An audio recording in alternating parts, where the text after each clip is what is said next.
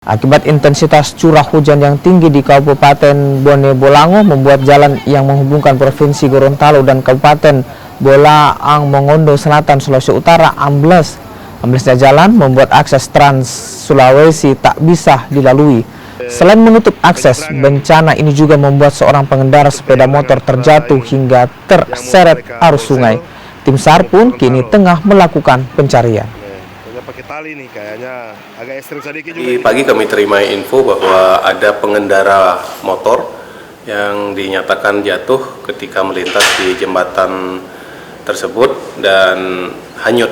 Gitu. Sampai saat ini tim kami sudah turun melaksanakan pencarian dan belum ada hasil sampai sekarang.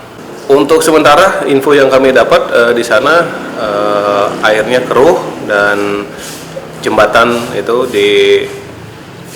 jembatan tersebut jebol dan terputus sampai saat ini belum bisa dilewati, dan sekarang alat berat dari PU juga sudah berada di sana.